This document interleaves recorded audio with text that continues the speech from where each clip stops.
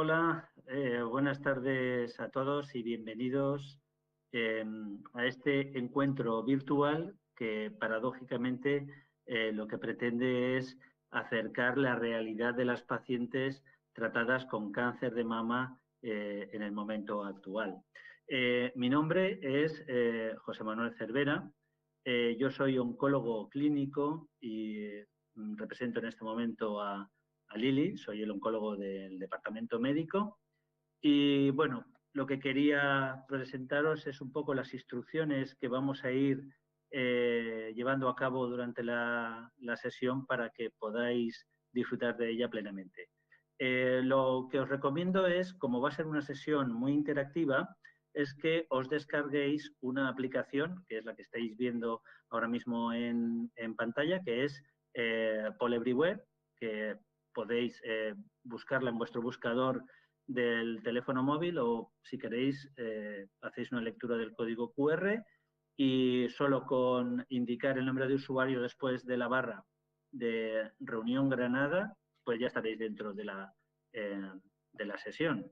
De cara a cómo nos vamos a manejar durante la presentación de hoy, tener en cuenta que si tenéis algún problema técnico podéis levantar la mano. Eso no significará que queréis hablar, sino que se pondrá en contacto con vosotros una persona del equipo técnico. Es porque no oís bien o porque pues no se ve bien o hay retardo. Y si queréis hacer alguna pregunta, yo estaré encantado de recibirla a través del chat. Tenéis ahí también indicado cómo podéis escribirla. A lo mejor no podemos procesar todas las preguntas y yo iré haciendo una selección de aquellas que se aproximen más a los casos clínicos que se comenten. Para finalizar, lo que sería muy bueno para todos y para poder mejorar en siguientes reuniones es que podáis hacer una encuesta de satisfacción, que es muy sencillo, o podéis acceder directamente en vuestra pantalla y descargáis el documento de la encuesta y lo enviáis, o con la lectura del código QR rápidamente. Es una encuesta muy sencilla y nada más terminarla os podéis descargar todas las diapositivas de la sesión de esta tarde. Así que, pues bueno, no hay nada mejor que eso. Sin nada más que decir, pues voy a dar paso ya a la doctora Isabel Blancas, que tiene una larga trayectoria en oncología. Ella es oncóloga médica del departamento del Hospital San Cecilio de Granada. Y bueno, Isabel, te dejo ya con todos. Buenas tardes y bienvenida. Gracias. Buenas tardes, muchas gracias, doctor Cervera, por su presentación y muchas gracias, por supuesto, a la audiencia. Vamos a intentar que nos llevemos mensajes claros para casa y, sobre todo, para que nuestro día a día en la práctica clínica sea más fácil y tengamos más claro el manejo de este fármaco, de abemaciclib. Al final de la presentación tendremos un turno de preguntas y es muy importante que intentemos, conforme vayamos exponiendo las preguntas de los casos que vamos a presentar, que todos votemos y participemos. ¿De acuerdo? Vamos a empezar ya con el primer caso. El primer caso es Rosa, una paciente de 61 años a día de hoy. No tiene alergias, no es fumadora, no tiene antecedentes oncológicos de interés. Presenta sí asma alérgica estacional, hipertensión arterial en tratamiento con ramipril. Bien, se diagnosticó en mayo del 2011 a la edad de 52 años en estatus posmenopáusico de un carcinoma de mama izquierda, un carcinoma ductal infiltrante de 90 milímetros con afectación ganglionar, receptores de estrogenoide de progesterona positivos, HER2 negativos. Se le aplicó quimioterapia neoadyuvante con AC con densidad de dosis seguido de docetxel 4 ciclos más. La valoración clínica por la neoadyuvancia fue de una reducción considerable del tamaño tumoral a 2,5 centímetros y no se apreciaban adenopatías axilares. Se intervino en noviembre del 2011 con una tumorectomía radioguiada y un vaciamiento axilar. El informe de anatomía patológica nos muestra una reducción del tamaño tumoral, quedando un tumor residual de 19 milímetros y había afectación en 6 de las 7 adenopatías examinadas. En esta situación decidimos darle anastrozol adyuvante a la paciente, que tomó desde diciembre del 2011 hasta diciembre de 2016. También se le aplicó radioterapia adyuvante. Desafortunadamente, en marzo del 2019, la paciente debuta con una disnea grado 3 de Lanija. Habían pasado 25 meses desde la finalización de la hormonoterapia adyuvante. En la exploración destaca una semiología de derrame basal derecho y también tenemos una elevación del CA15-3. Vamos a hacer un breve recordatorio de la resistencia hormonal. Resistencia hormonal primaria es aquella que progresa en los 2 primeros años durante la adyuvancia. Resistencia hormonal secundaria es una progresión durante la hormonoterapia adyuvante a partir de esos 2 primeros años hasta un año al haber finalizado la hormonoterapia adyuvante. Y en el estado menopáusico, la resistencia primaria es una progresión durante los 6 primeros meses durante el tratamiento hormonal de primera línea, y se considera hormonoresistencia secundaria cuando esa progresión al tratamiento hormonal se produce a partir de esos primeros 6 meses. Bien, a Rosa le realizamos un PET-TAC y en el PET-TAC nos encontramos una captación en lo que es la pleura derecha. Se nos establece una posibilidad de diagnóstico diferencial entre metástasis de un posible carcinoma de mama por el antecedente y también de mesotelioma. Por lo tanto, le hacemos una biopsia dirigida con toracoscopia y nos encontramos ante un carcinoma ductal infiltrante, probablemente de origen mamario, con receptores hormonales positivos y receptores de progesterona positivos, HER2 negativo. Ante esta situación, tenemos la primera pregunta. ¿Qué tratamiento de primera línea le proponemos a Rosa? Tratamiento con tasano más bevacizumab, tratamiento con letrozol, tratamiento con abemaciclib más letrozol o tratamiento con capecitabina. Votemos.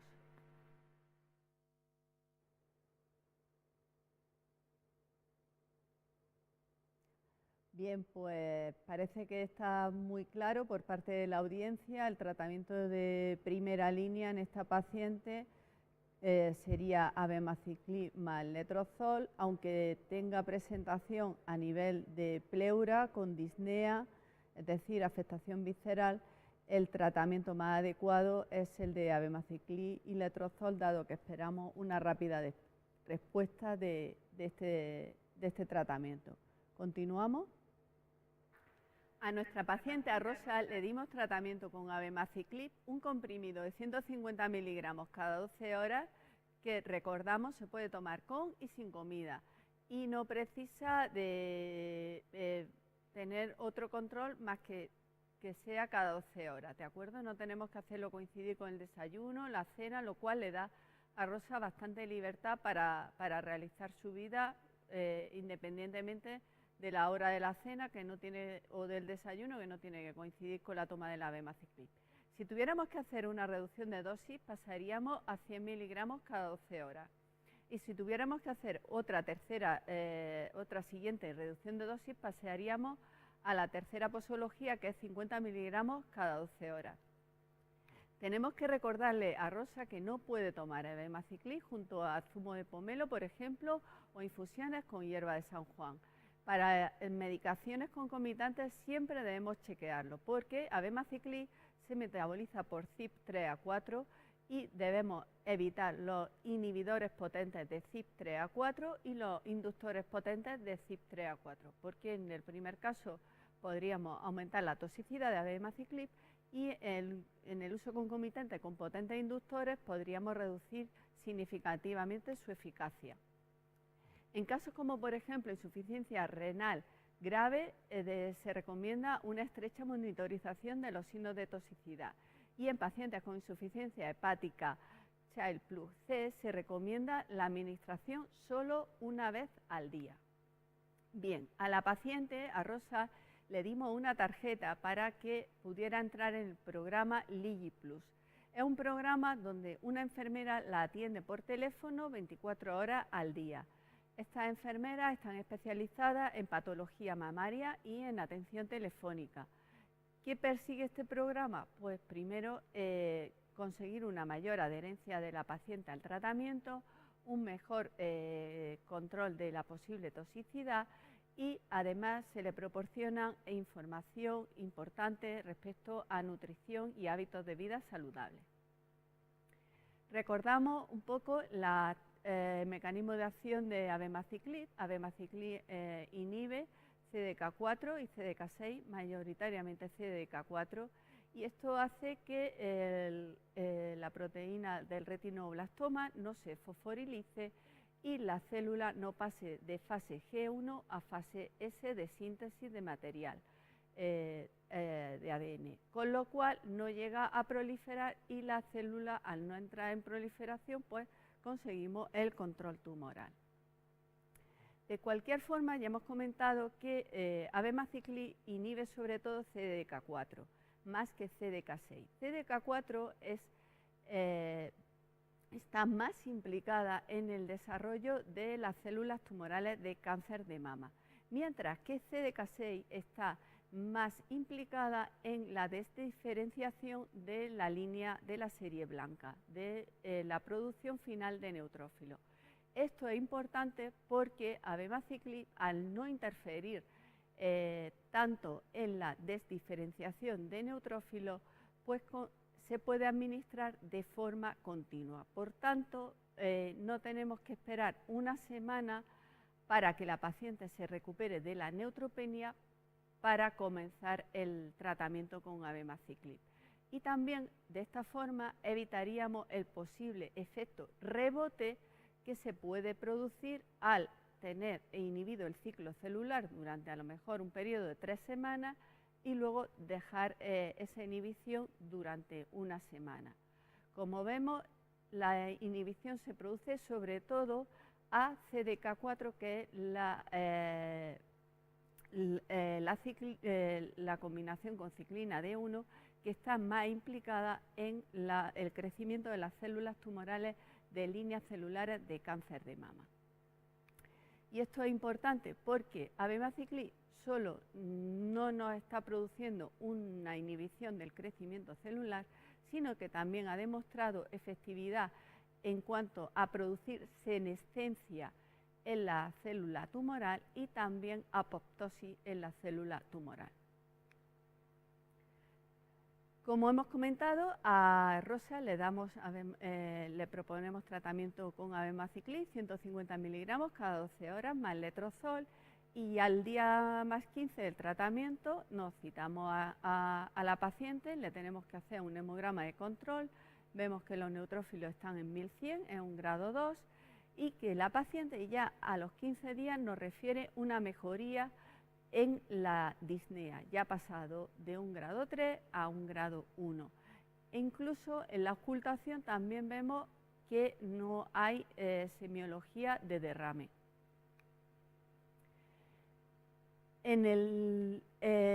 También nos refiere una diarrea grado 1 y la paciente por lo demás no nos refiere otros síntomas. En la analítica del día más 1 del segundo ciclo nos encontramos con 640 neutrófilos. En esta situación tenemos algo que hacer o no tenemos nada que hacer. Vamos a las siguientes preguntas. Neutropenia grado 3, estamos en el día más 1 del segundo ciclo. Aplicamos filgastrin y continuamos el tratamiento, suspendemos abemaciclib y reintroducimos cuando pase a un grado 1 a la misma dosis, suspendemos abemaciclib definitivamente y continuamos con letrozol hasta progresión de enfermedad, o suspendemos abemaciclib y reintroducimos cuando pase a un grado 1 a un escalón de dosis inferior. Votamos.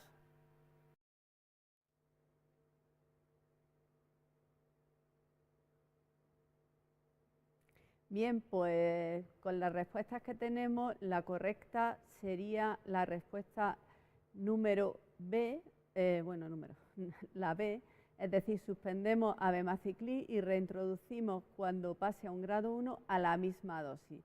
Si tenemos, vamos a refrescar, una neutropenia grado 3, y además es la primera neutropenia, no es recidivante. La opción mejor es paramos el tratamiento y cuando la paciente recobra 1000 neutrófilos, entonces, que estaríamos ante un grado 2, podemos reintroducir abemaciclib a la misma dosis.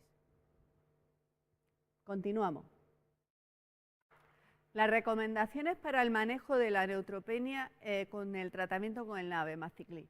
Neutropenia grado 1, 2. No hay que hacer nada, es decir, por encima de 1000 neutrófilos no tenemos que hacer nada. Continuamos tratamiento tal cual, sin parar y a la misma dosis. Neutropenia grado 3, es decir, de 1000 a 500 neutrófilos. Tenemos que suspender abemaciclib hasta que recuperamos cifras por encima de 1000 neutrófilos, es decir, hasta que pasamos al menos a una neutropenia grado 2. No hay que reducir dosis. Y cuando tenemos una neutropenia grado 3 recurrente o una neutropenia grado 4, es decir, menos de 500 neutrófilos, entonces suspendemos abemaciclib hasta que recupera la paciente cifras de más de 1000 neutrófilos, es decir, neutropenia grado 2, y tenemos que reducir al escalón inferior de dosis. En este caso, tendríamos que haber reducido a 100, pero como Rosa tenía una neutropenia grado 3, no hemos tenido que reducir dosis, simplemente hemos parado y cuando se ha recuperado hemos vuelto a la dosis de 150 cada 12 horas. Bien, ¿qué neutropenia nos demuestran los estudios MONARCH 2 y MONARCH 3 que podemos esperar? Pues realmente neutropenia grado 4, como vemos, solo en un 2,9-1,8% de los pacientes. Neutropenia grado 3 en un 23-22% de los pacientes. Y lo que es más importante, neutropenia febril solo en 1,1% de los pacientes y en menos de un 1% en el estudio MONARCH 3. Por tanto, parece que es un fármaco muy seguro en cuanto a neutropenia y sobre todo a fenómenos infecciosos asociados a la neutropenia. Esto en el contexto de la pandemia COVID que estamos viviendo, creo que es un dato muy interesante y muy tranquilizador con respecto al manejo de nuestras pacientes. Bien, la paciente continúa con tratamiento, como hemos comentado, con letrozol. La paciente continúa asintomática con una disnea mínima y cuando la paciente recupera las cifras de neutrófilos por encima de 1000, se reintroduce el abemaciclib a 150 miligramos cada 12 horas, que es la dosis estándar. ¿Qué evolución va teniendo Rosa? Pues la evolución ha sido realmente espectacular. Ya no presenta diarrea, el dolor osteoarticular es un grado 1 en relación probablemente al letrozol y la paciente vuelve a tener pues, una vida activa. Le repetimos el PET-TAC y el PET-TAC nos da una respuesta, pues como vemos, muy buena, una respuesta casi completa al tratamiento con abemaciclib más letrozol. En la última revisión, la paciente únicamente nos refiere disnea con el ejercicio físico importante, hace ejercicio en casa con vídeos de yoga, etcétera, y no tiene semiología de derrame y en principio pues continúa con abemaciclib 150 miligramos cada 12 horas junto con el letrozol. Vamos a hacer una revisión muy rápida de los estudios pivotales que tenemos con abemaciclib, el MONARCH 2 y el MONARCH 3. El MONARCH 2 se configuró para la enfermedad hormonoresistente y el MONARCH 3, que sería en donde estamos encuadrando el caso de Rosa, es para la enfermedad hormonosensible. El MONARCH 3, como hemos comentado, estaríamos en el caso de Rosa, pacientes que son hormonosensibles, pacientes que han recibido en la adyuvancia tratamiento hormonal, pero que han progresado posteriormente a un año de haber finalizado dicho tratamiento, o bien pacientes de novo, de acuerdo con tratamiento hormonal. No se permite quimioterapia. En primera línea, ¿de acuerdo? La randomización abemanastrozol más o letrozol versus anastrozol o letrozol junto a placebo. El endpoint del estudio es la supervivencia libre de progresión. Y como secundario, la supervivencia global. Estas son las dos líneas de pacientes, ¿vale? Las dos ramas de pacientes que en principio están bien balanceados. Enfermedad visceral en el 52%, 53% de las pacientes en los dos grupos de tratamiento. Y el endpoint del estudio es estadísticamente significativo para la adición de abemaciclib al tratamiento con inhibidores de aromatasa. Conseguimos 28 meses. ¿Qué es lo que esperamos? ¿Qué le podemos estar diciendo a Rosa que podemos esperar? Que va a estar más de 2 años controlada de su enfermedad. En cuanto al forest plot, el análisis por subgrupos, vemos como prácticamente casi todos los subgrupos se benefician del tratamiento añadido con abemaciclib. Y en cuanto a la rapidez de la respuesta, esto es muy importante, vemos que con la adición de abemaciclib tenemos una respuesta en el tamaño tumoral muy rápida en el tiempo, en comparación con el letrozol, y significativa. Esto nos da tranquilidad. Recordamos que Rosa nos ha debutado con disnea, con derrame pleural, y aún así no hemos decidido quimioterapia.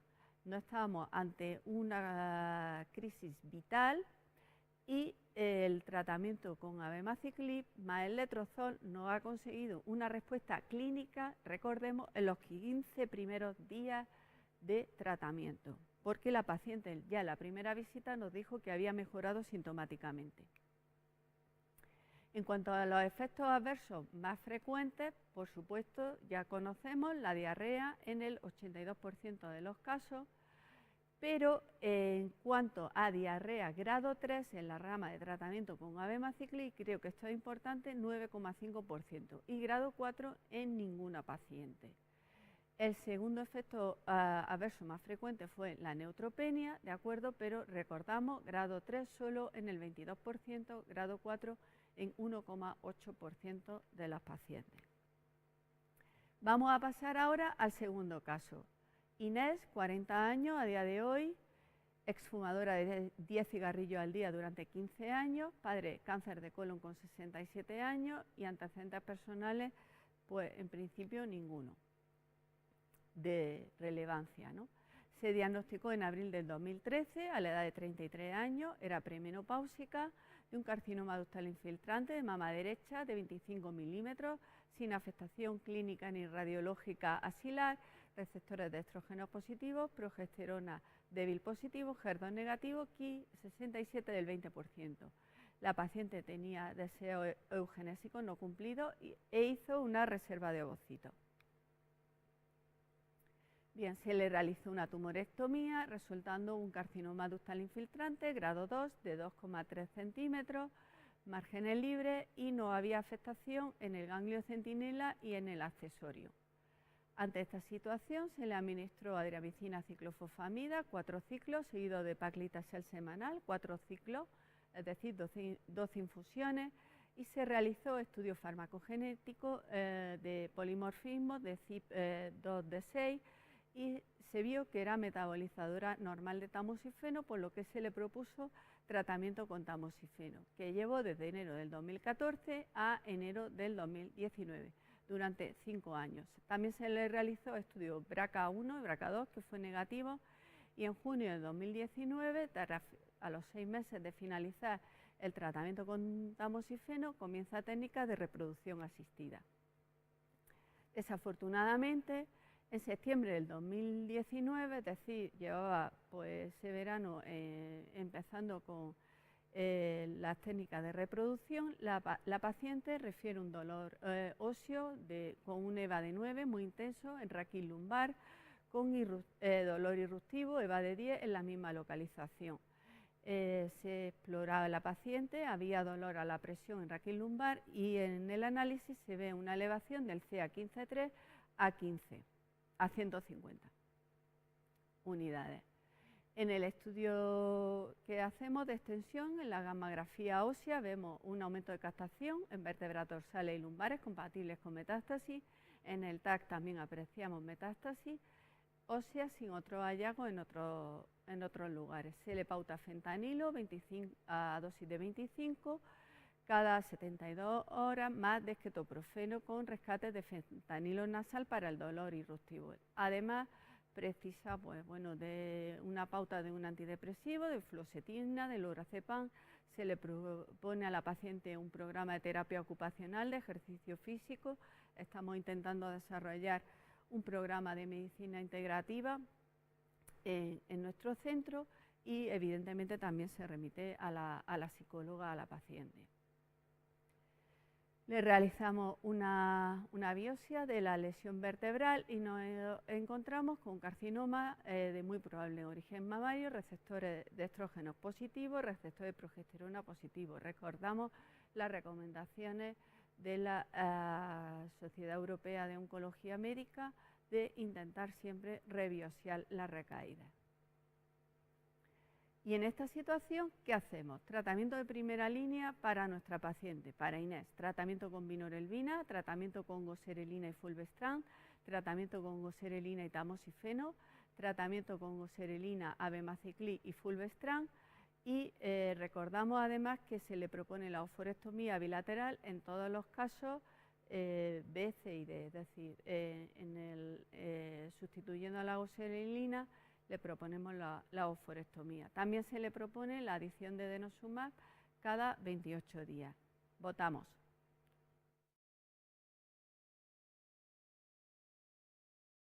Pues parece que tenemos un empate. Acaba de desempatarse. En principio, pues el tratamiento con abemaciclib y fulvestrant, tenemos una paciente que es hormonoresistente porque ha hecho una progresión a la hormonoterapia antes de que pase un año de la finalización de la hormonoterapia adyuvante. Por tanto, estaríamos en un escenario de hormonoresistencia y como vamos a ver a lo largo de la presentación, el tratamiento que más beneficio le puede aportar en cuanto a supervivencia libre de progresión y en cuanto a supervivencia global es el de abemaciclib y fulvestrant. Continuamos. Para Inés elegimos abemaciclib más fulvestrant y también le propusimos a la paciente la oophorectomía, pero la paciente de momento pues decidió empezar con el análogo de la LHRH. ¿Qué tuvimos que hacer? Tuvimos que ver si el fentanilo, la fluoxetina que la paciente tomaba para el dolor, el síndrome depresivo y también el hipnótico tenía alguna interacción con abemaciclib. Para esto tenemos bastantes herramientas. Y bueno, pues recientemente tenemos este programa que nos lo facilita Solti también para comparar y comprobar que no haya interacciones significativas con abemaciclib. Abemaciclib se puede dar en combinación con fentanilo y abemaciclib se puede dar también en combinación con fluoxetina. En general, solo hay que evitar los inductores o los inhibidores potentes de la enzima, ¿de acuerdo? Bien, pues como hemos dicho, hemos comenzado con la dosis estándar, 150 miligramos cada 12 horas más fulvestrano, 500 miligramos con dosis de carga, ya sabemos todo, en el día más 14 del tratamiento, junto con goserelina. La evolución en el día más 15 del primer ciclo, que ahí tenemos que ver a la paciente, tenemos que hacer análisis, fue favorable. De hecho, la paciente refiere un menor dolor óseo, pudimos bajar el fentanilo, la paciente refería una diarrea grado 1 que controlaba con loperamida y los neutrófilos eran de 1600. Por lo tanto, pudimos continuar el tratamiento sin tener que hacer ninguna reducción de dosis. Citamos a la paciente de nuevo a las 2 semanas, es decir, día más 1 del segundo ciclo. La paciente no tenía diarrea, puesto que se tomaba la loperamida correctamente, no tenía otra sintomatología, el dolor estaba bastante mejor, bien controlado, los neutrófilos estaban en 1300, es decir, un grado 2, no tenemos que tocar dosis ni tenemos que parar el fármaco, y vimos que tenía una creatinina de 1,4 miligramos decilitro. En esta situación de ascenso de la creatinina, ¿qué hacemos? Suspendemos el abemaciclib hasta que la creatinina se normalice, solicitamos la cistatina C y si es normal continuamos con abemaciclib a la misma dosis, suspendemos abemaciclib definitivamente, suspendemos abemaciclib y reintroducimos cuando la creatinina normalice a un escalón inferior de dosis. Votemos. Bien, pues aquí tenemos resultados, esperamos. Finalmente, pues realmente lo que tenemos que hacer es la opción B, solicitar la cistatina B o hacer una ratio del filtrado glomerular o calcular el BUN, porque realmente la creatinina, como vamos a ver a continuación, aunque el abemaciclib puede inhibir su excreción, no nos está diciendo que haya fallo renal. Deberíamos solicitar, como pone la opción B, la cistatina C, y si está normal, lo cual nos quiere decir que la función renal está indemne, podemos continuar con abemaciclib a la misma dosis. Continuamos, vamos a verlo. Abemaciclib bloquea la secreción tubular de creatinina y esta es la causa por la que a veces en nuestras pacientes en tratamiento con abemaciclib podemos ver que sube la creatinina, pero sin embargo no afecta en absoluto el filtrado glomerular, de hecho ni la función renal. De hecho, pues en insuficiencia renal leve y moderada se puede administrar abemaciclib y en insuficiencia renal severa debe administrarse abemaciclib, pero con monitorización cautelosa. De todas formas, vemos aquí cómo el glomérulo funciona perfectamente y aquí es donde se inhibe a veces la eliminación de la creatinina al tracto urinario. Por tanto, la función renal queda indemne y lo único que veremos un ascenso en las cifras de creatinina a nivel de análisis. ¿Cómo podemos ver que realmente no hay afectación de la función renal? Pues podemos utilizar el cálculo del BUN, solicitar la cistatina C o bien hacer un cálculo de la ratio de filtrado glomerular.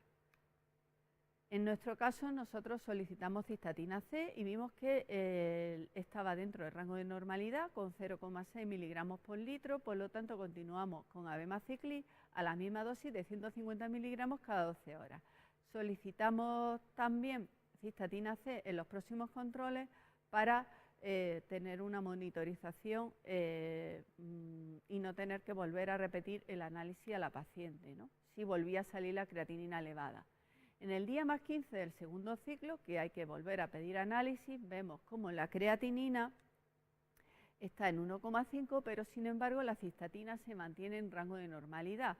Por tanto, sabemos que la función renal no está afecta en absoluto, los neutrófilos estaban en 1500, no teníamos que hacer reducción de dosis y continuábamos con abemaciclib y fulvestrant a la misma dosis. Ya vimos cómo iba disminuyendo los niveles de CA15-3. En marzo del 2020, la paciente presenta dolor osteoarticular grado 1, sobre todo en manos, no tenía diarrea, vida activa, realiza ejercicio, solicitamos una gammagrafía de control y obtenemos una respuesta parcial a tratamiento. En noviembre de 2020, la paciente nos refiere que está trabajando, que se encuentra bien, ha podido dejar la fluoxetina, no presenta dolor a la presión ósea a nivel de raquis y continúa tratamiento con abemaciclib, 150 miligramos cada 12 horas junto con el fulvestrant. ¿Dónde nos encontramos? Nos encontramos ante una situación compatible con el estudio MONARCH 2. Monarch 2, recordamos, es para pacientes hormonoresistentes, es decir, que progresan al tratamiento hormonal o bien durante la adyuvancia con hormona o bien durante el primer año después de haber terminado la hormonoterapia adyuvante. También se permitían pacientes que progresaran a una primera línea de tratamiento hormonal, no a pacientes que hayan progresado a quimioterapia. Por tanto, ¿qué escenario tenemos? Escenario pacientes hormonoresistentes, primera y segunda línea de tratamiento. Aunque vamos a ver que la mayoría de las pacientes eran de primera línea de tratamiento. Randomización abemaciclib fulvestrant versus fulvestrant. Objetivo primario, supervivencia libre de progresión. Vemos aquí los dos grupos de pacientes que están bien balanceados y el endpoint del estudio se cumple con la adición de abemaciclib. Tenemos una supervivencia libre de progresión de 16,9 meses versus 9,3 meses en las pacientes que solo reciben fulvestrant, con una reducción del riesgo de progresión de enfermedad neoplásica del 46%. En ASCO hemos presentado ahora unos resultados en cuanto a subgrupos de pacientes y vemos cómo cuando distribuimos a las pacientes según primera y segunda línea, tenemos 59% de las pacientes, como hemos comentado previamente, la mayoría de las pacientes eran pacientes de primera línea, es decir, pacientes que han progresado durante la adyuvancia o durante el primer año tras finalizar la adyuvancia. 59% de pacientes primera línea. Y vemos en el estudio exploratorio cómo tanto para las pacientes de primera línea como para las pacientes de segunda línea tenemos un aumento de la supervivencia libre de progresión, que como sabemos era el objetivo principal del estudio. En cuanto al forest plot, vemos que prácticamente casi todos los subgrupos se benefician de la adición de abemaciclib al fulvestrant. Y en cuanto a la respuesta, y esto es importante, vemos cómo con el abemaciclib tenemos respuesta en el tamaño tumoral más rápida y más precoce en el tiempo. Y en cuanto a la supervivencia global del estudio Monarch 2, que ya sabemos que era objetivo secundario del estudio, tenemos un beneficio con una ganancia en la supervivencia de 9,4 meses, es decir, de 46 meses versus 37 de beneficio en cuanto a meses de supervivencia, con una reducción del riesgo de muerte en las pacientes que toman el abemaciclib del 24%. Y esto es lo que nosotros le podemos decir a nuestra paciente, que es lo esperable. Bien, en cuanto a tiempo a la quimioterapia, también vemos un beneficio para las pacientes que reciben abemaciclib. Esto también nos impacta, lógicamente, en una mejor calidad de vida porque estamos retrasando el inicio de la quimioterapia con sus subsiguientes efectos secundarios. En cuanto a efectos adversos, y esto es muy importante, toxicidad. ¿Qué toxicidad podemos esperar? Muy similar a la que hemos visto en el Monarch 3. Diarrea, 86% de los pacientes, pero grado 3 solo en el 13%. Grado 4, ninguna paciente.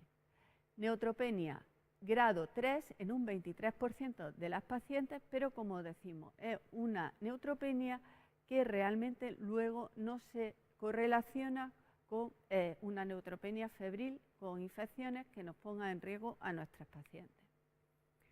Ahora vamos a empezar el tercer caso. Tenemos a Sofía, 70 años a día de hoy, no alergias medicamentosas, no fumadora, como antecedentes familiares, su madre tuvo un cáncer de páncreas con 80 años y personales, pues tiene fibrilación auricular, diabetes mellitus tipo 2 y está en tratamiento con glicazida y con apisaban. Bien, se diagnosticó a la edad de 49 años en estado premenopáusico de una tumoración localmente avanzada, se hizo una cirugía y tenía un carcinoma ductal infiltrante de mama de 80 milímetros con afectación en una de las 12 adenopatías examinadas. Se le dio quimioterapia adyuvante con esquema CMF, 6 ciclos, estamos hablando del año 99, tamoxifeno 5 años, que finalizó en 2004. Posteriormente, se continuó con seguimiento y se le dio también radioterapia adyuvante. Bien, ¿qué ocurre? En 2017, la paciente en enero comienza con una disnea grado 3 de la NIJA y en el TAC se aprecian implantes pleurales con derrame pleural. Se realiza biopsia y nos da el resultado de una metástasis de origen mamario con receptores de hormonas positivos, receptores de progesterona y de estrógenos positivos, HER2 negativo. Tenemos enero 2017, todavía no tenemos el uso de los inhibidores de ciclina, salvo en ensayo clínico, lógicamente. ¿Qué tratamiento hacemos? Vinorelbina, fulvestrant, letrozol, antraciclina, seguido de taxano. Votamos. Bueno, pues parece que en este caso sí que hay una unanimidad en la audiencia. Está claro que el tratamiento en ese momento mejor pues sería el de fulvestrant. Continuamos. En esta situación, ante un carcinoma de mama metastásico, decidimos tratamiento con fulvestrant en aquel momento. Evolucionó favorablemente y la disnea mejoró considerablemente pasando a un grado 1. Desafortunadamente, en septiembre del 2019, la paciente nos dice que tiene un dolor en raquis con un EVA de 9, se le pautó fentanilo 50 cada 72 horas y también se apreciaba una cefalea, nos refería a cefalea, y se apreciaba una ataxia leve, presentaba el signo de Romberg positivo. Se le solicitó una resonancia y en la resonancia se apreció una lesión única cerebelosa de 8 milímetros, sobre la cual se realizó radiocirugía. Bien, se le realizó también un PET-TAC y en el PET-TAC vemos como hay una captación a nivel de raquis, que es fundamentalmente pues, lo que le está produciendo este nuevo síntoma de dolor, con un EVA de 9. También se ve progresión ganglionar y a nivel pleural, que ya la presentaba previamente. Recordamos que de inicio tenía afectación pleural, que ahora nos ha empeorado. Bien, tenemos una señora que ha recibido tratamiento con fulvestrant en primera línea de hormonoterapia, y que presenta progresión con una lesión cerebelosa que se ha tratado con radiocirugía. ¿Qué tratamiento elegimos ahora? Quimioterapia con vía de administración oral, quimioterapia intravenosa, everolimus más exemestano o abemaciclib más letrozol. Votamos.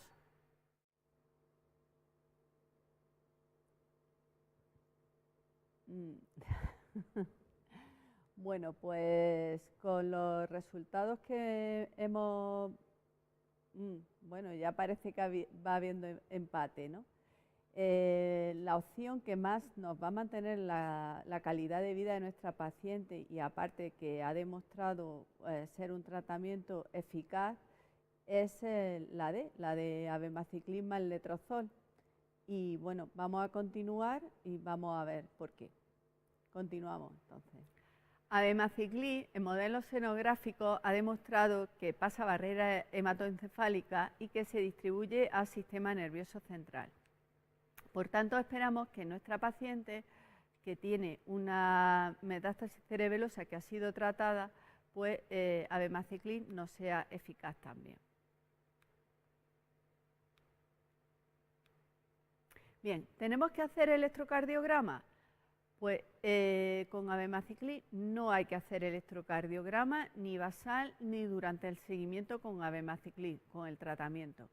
En el caso además de Sofía, recordemos que tenía una fibrilación auricular, no precisa de realización de electrocardiograma. No se ha visto que se relacione con alargamiento del QT, el uso del abemaciclib, ni que provoque ningún tipo de empeoramiento de arritmia cardíaca.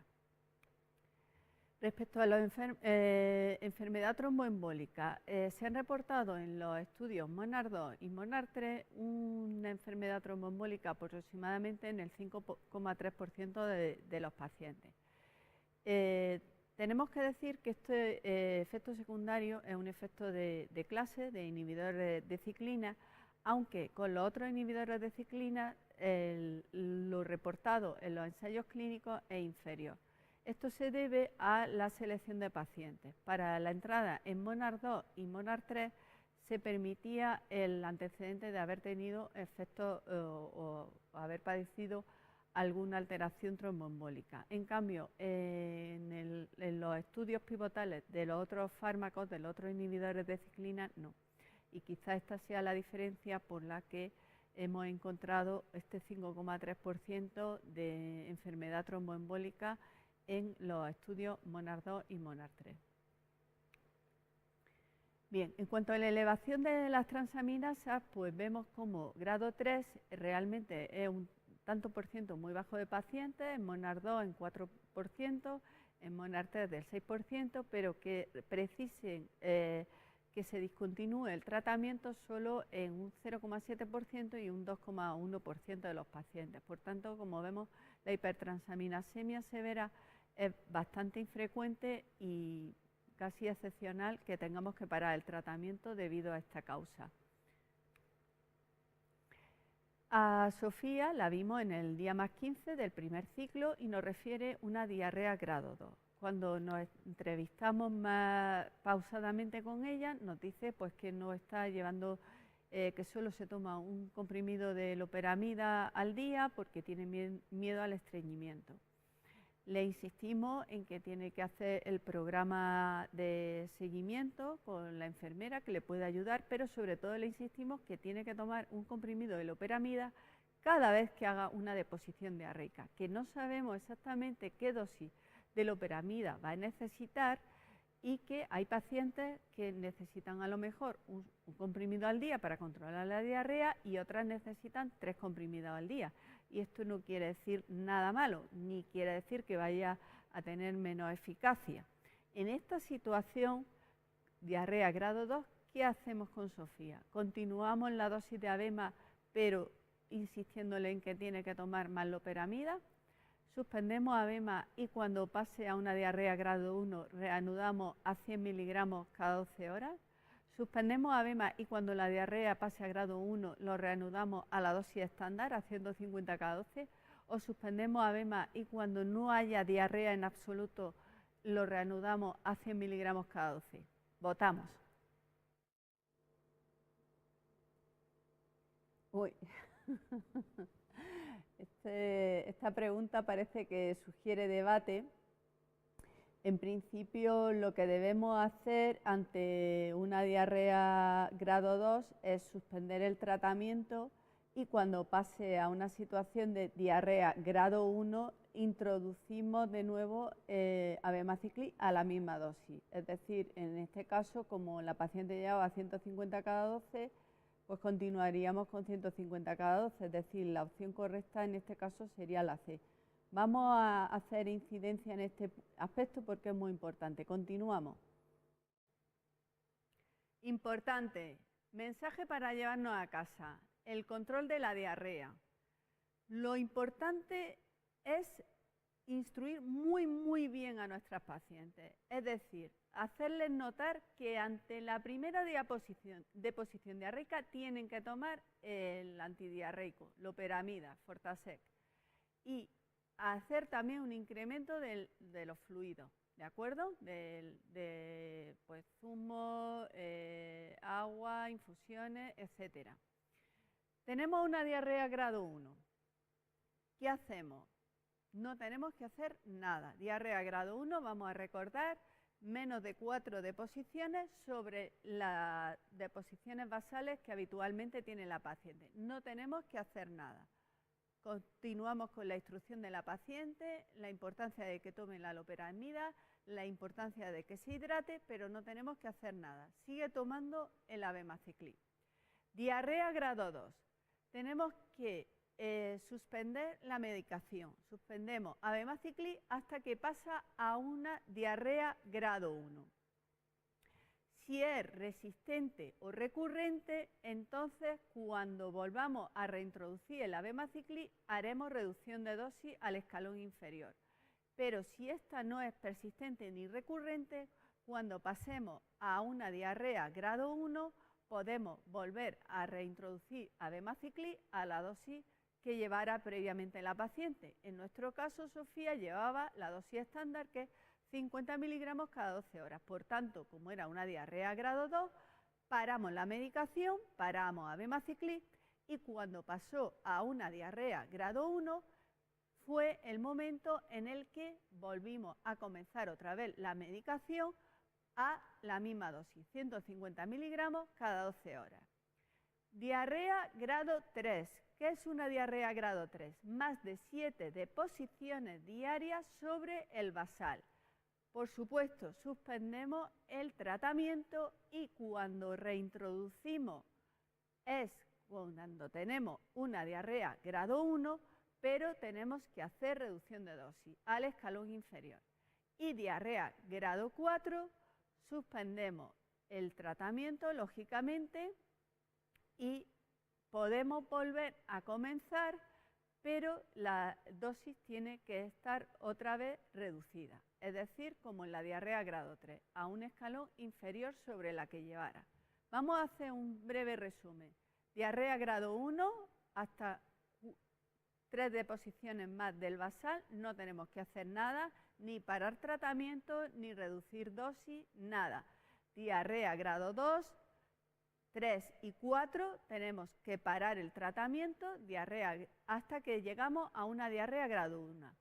Diarrea grado 2, continuamos con la misma dosis. Diarrea grado 3 y 4 o diarrea grado 2 recurrentes, tenemos que bajar de dosis. ¿De acuerdo? Bien, pues ya hemos comentado el manejo de la diarrea y lo que es importante es saber que esta diarrea sobre todo la vamos a tener al principio del tratamiento, que además justamente al principio del tratamiento, los 2 primeros meses, cuando vamos a ver a la paciente cada 14-15 días. Por lo tanto, vamos a poder controlar mejor este efecto secundario.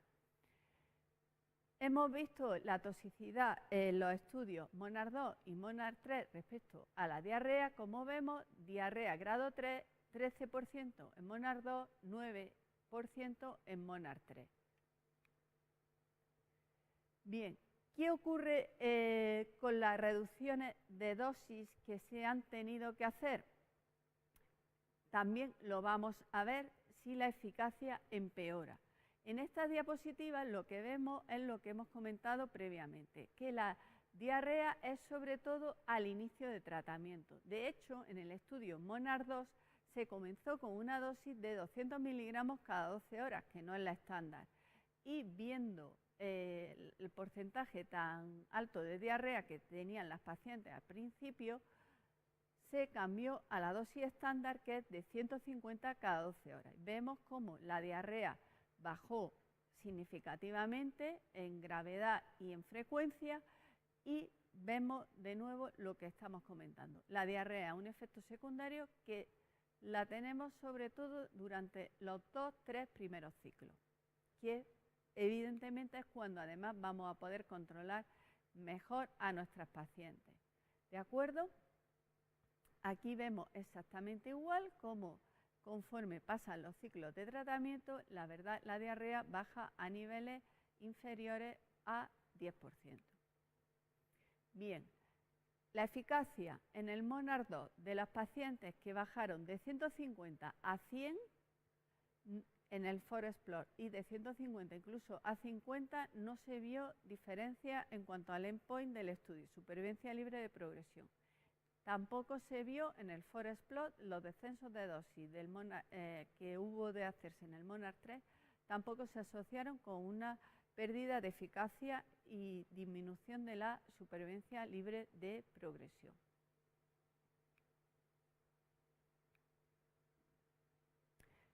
Y por último, pues vamos a continuar con el caso de Sofía. Evaluamos la respuesta y vimos cómo los nódulos pulmonares habían disminuido de tamaño sin llegar a criterios RECIST de respuesta parcial, aunque la paciente significativamente estaba mucho mejor a nivel respiratorio. Y en este contexto también vamos a comentar la enfermedad pulmonar intersticial. Es un efecto secundario de los inhibidores de ciclina de clase. Estos fármacos están sujetos a un seguimiento especial y deben reportarse lo antes posible. En principio, la frecuencia que hemos visto con abemaciclib es del 0,4% grado 3 y del 0,1% grado 4. Y en la última revisión que le hicimos a Sofía, pues la paciente pues nos dice que está ansiosa en relación a la situación de confinamiento de la pandemia COVID. Esto no podemos olvidarlo, estamos en una situación especial a nivel sanitario. También presenta insomnio, ha precisado la pauta de diazepam. Le vamos a pautar también probablemente además un ansiolítico durante el día. ¿Hay problema con la benzodiazepina de interacción con abemaciclib? No la hay, no hay ningún problema. Podemos seguir con el abemaciclib. No interacciona con, en principio, los antidepresivos, fluoxetina, citalopram, no interacciona con benzodiazepinas, que haya que hacer ningún ajuste de dosis, no interacciona con fentanilo tampoco, que tenga que hacer reducción de dosis. Y en principio el rango de interacciones es escaso, pero bueno, siempre conviene lo que hemos comentado antes, chequearlo. Y la paciente pues continúa el tratamiento a la dosis de 150 cada 12 horas. Respecto a la diarrea, se ha controlado completamente gracias a que la paciente pues sí está concienciada que tiene que tomar su loperamida y que el miedo que ella tenía porque había sufrido de estreñimiento muchos años, pues realmente la loperamida tomada como tratamiento del efecto secundario de la diarrea no le ha conllevado un mayor estreñimiento. Y por último, pues comentar que abemaciclib está indicado, como ya hemos visto, en el tratamiento de las pacientes con cáncer de mama localmente avanzado metastásico, con receptor hormonal positivo y HER2 negativo, en combinación con inhibidor de aromatasa o fulvestrant, como tratamiento de inicio o para pacientes igualmente que hayan recibido tratamiento hormonal previamente. Y mujeres pre y perimenopáusicas pues debe acompañarse de una castración. Y ahora pues voy a darle el turno a mi compañero, al doctor José Manuel Cervera, y por supuesto estamos abiertos a todas las preguntas que vean oportunas que nos quieran hacer.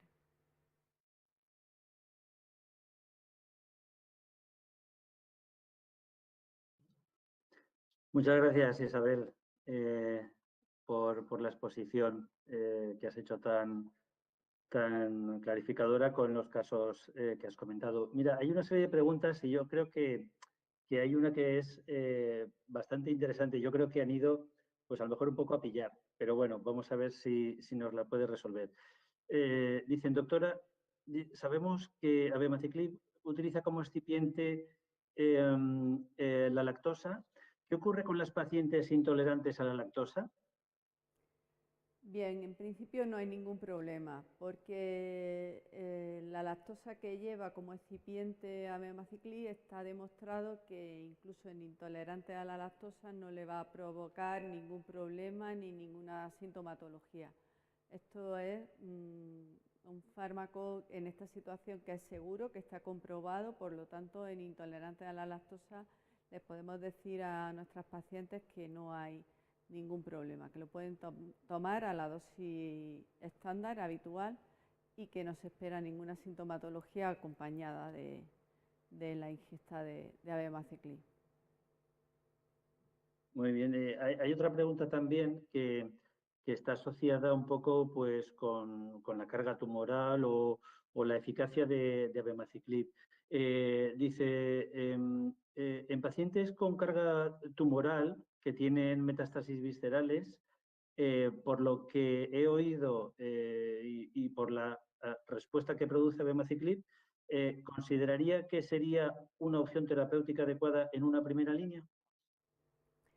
Con lo que hemos presentado de los estudios, tanto del MONARCH 2 como del MONARCH 3, y en los cuales además hemos visto, por ejemplo, que había un porcentaje muy elevado de pacientes, de más del 50% de pacientes con metástasis viscerales, y hemos tenido datos, por ejemplo, como hemos visto en el MONARCH 2, de aumento no solo de la supervivencia libre de progresión, sino también de la supervivencia global. Yo creo que tenemos datos científicos más que suficientes y además lo estamos viendo en la propia experiencia de pacientes, aunque tengan una alta carga tumoral, que tengan afectación visceral, la posibilidad de darle como tratamiento de primera línea abemaciclib.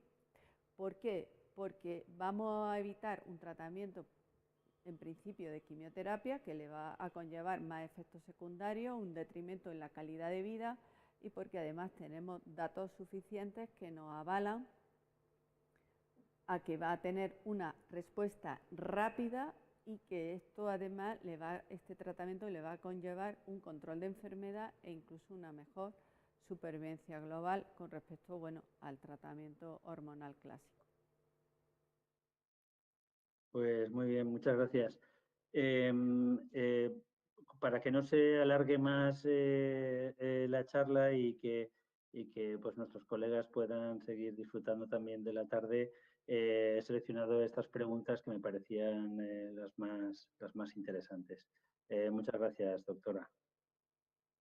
Pues muchas gracias a todos por conectarse y bueno, desde aquí pues mando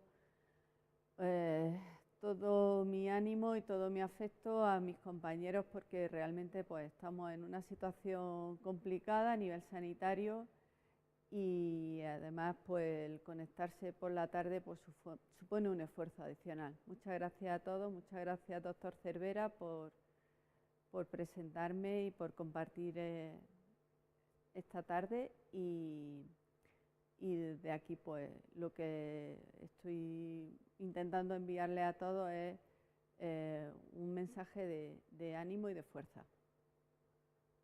Muchas gracias. Solo recordarles que capturando el código QR pueden contestar a la encuesta sobre la presentación de esta tarde y descargarse todas las diapositivas. Muchas gracias a todos y muy buenas tardes. Gracias. Gracias.